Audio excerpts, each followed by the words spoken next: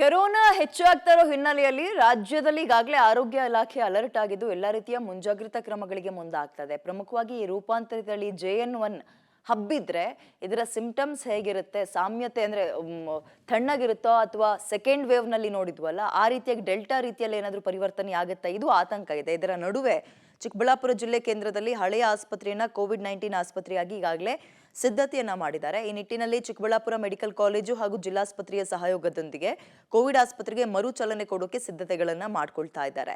ಹಳೆ ಆಸ್ಪತ್ರೆಯಲ್ಲಿ 130 ಬೆಡ್ಗಳನ್ನ ಸಿದ್ಧ ಮಾಡಿಕೊಳ್ಳಲಾಗ್ತಾ ಇದ್ದು ಆಕ್ಸಿಜನ್ ವ್ಯವಸ್ಥೆ ಹಾಗೂ ವೆಂಟಿಲೇಟರ್ ವ್ಯವಸ್ಥೆ ಮಾಡ್ಕೊಳ್ತಿದ್ದಾರೆ. ಈ ಬಗ್ಗೆ ನಮ್ಮ ರಿಪೋರ್ಟರ್ ಒಂದು ಪ್ರತ್ಯಕ್ಷ ವರದಿ ಕೊಟ್ಟಿದ್ದಾರೆ. ಮುದ್ದು ಕೃಷ್ಣ, ನೋಡ್ಕೊ ಬರೋಣ. ಕೊರೋನಾದ ರೂಪಾಂತರಿ ಹೊಸ ತಳಿ JN1 ಆತಂಕ ಈಗ ಎಲ್ಲೆಡೆ ಕೂಡ ಮನೆ ಮಾಡಿರುವಂಥದ್ದು.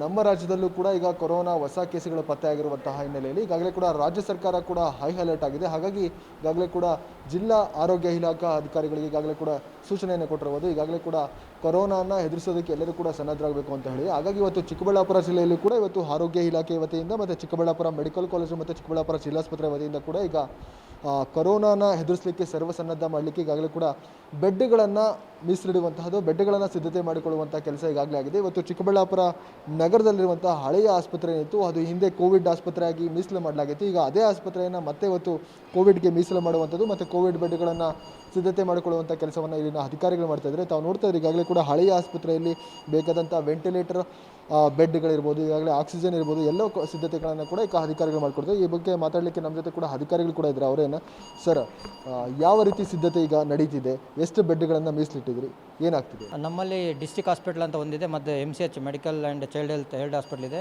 MCH ಬ್ಲಾಕಲ್ಲಿ 150 bedded fully equipped with oxygenated beds ಇದೆ ಮತ್ತು 20 bedded ventilators with ICU bedded ಇದೆ. ಎಲ್ಲ ಪ್ರಿಪೇರ್ನೆಸ್ ಮಾಡ್ಕೊಂಡಿದೆ. ಮತ್ತು ಡಾಕ್ಟರ್ ನಮ್ಮಲ್ಲಿ ಮೆಡಿಸನ್ ಇರ್ಬೋದು, ರೆಸ್ಪಿರೇಟರಿ ಮೆಡಿಸನ್ ಇರ್ಬೋದು, ರೇಡಿಯಾಲಜಿಸ್ಟ್ ಇರ್ಬೋದು, ಅನಸ್ತೇಷಿಯಾ ಟೀಮ್ ಎಲ್ಲ ರೆಡಿ ಇದ್ದೀವಿ. ಇಲ್ಲಿವರೆಗೂ ನಾವು ಟೆಸ್ಟ್ ಮಾಡ್ತೀವಿ, ಡೈಲಿ 20 to 40 ಟೆಸ್ಟ್ ಮಾಡ್ತಿದ್ವಿ ವಿತ್ ಹೈಯರ್ ಲೀವ್ ಮತ್ತು ಸಾರಿ ಕೇಸಸ್ಸಲ್ಲಿ. ಇನ್ನೂ ಯಾವುದೂ ಪಾಸಿಟಿವ್ ಬಂದಿಲ್ಲ. ಪಾಸಿಟಿವ್ ಕೇಸಸ್ ಬಂದರೆ ನಾವು ಸಿದ್ಧತೆಗಳನ್ನೆಲ್ಲ ರೆಡಿ ಮಾಡ್ಕೊಂಡಿದ್ದೀವಿ.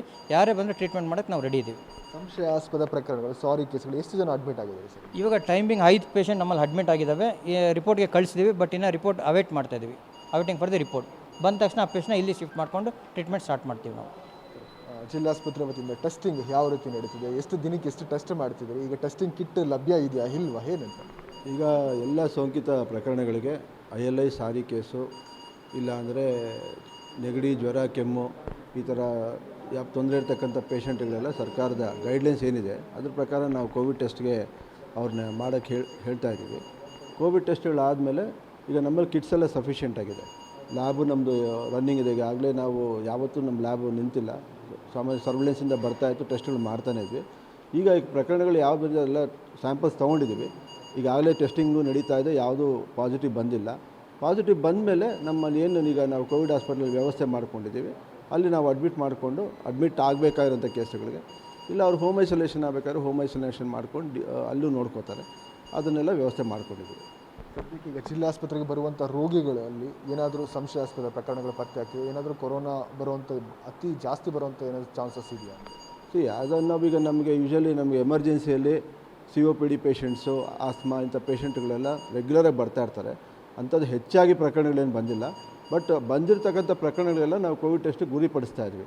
ಅವುಗಳಲ್ಲಿ ಏನೋ ಪಾಸಿಟಿವ್ ಬಂದರೆ ಅವುಗೆ ವ್ಯವಸ್ಥೆ ಮಾಡ್ಕೋತೀವಿ. ಈ ಸದ್ಯಕ್ಕಂತೂ ಹೆಚ್ಚಾಗುವ ಸನ್ನಿವೇಶಗಳೇನು ಕಾಣಿಸ್ತಾ ಇಲ್ಲ. ಇವತ್ತು ಚಿಕ್ಕಬಳ್ಳಾಪುರ ಜಿಲ್ಲಾಸ್ಪತ್ರೆಯ ಆರಂಭವರ ಮಾತು. ಒಟ್ಟಾರೆಯಾಗಿ ಇವತ್ತು ಚಿಕ್ಕಬಳ್ಳಾಪುರ ಜಿಲ್ಲಾ ಆರೋಗ್ಯ ಇಲಾಖೆಯಿಂದ ಚಿಕ್ಕಬಳ್ಳಾಪುರ ನಗರದಲ್ಲಿ ಇವತ್ತು ಕೋವಿಡ್ ಆಸ್ಪತ್ರೆಗಾಗಿ ಸಕಲ ಸಿದ್ಧತೆಗಳನ್ನು ಈಗಾಗಲೇ ಕೂಡ ಮಾಡಿಕೊಳ್ತಾ ಇರುವಂಥದ್ದು. ಕ್ಯಾಮರಾಮನ್ ಪ್ರಕಾಶ್ ಜೊತೆ ಮುದ್ದು ಕೃಷ್ಣ, ಪಬ್ಲಿಕ್ TV, ಚಿಕ್ಕಬಳ್ಳಾಪುರ.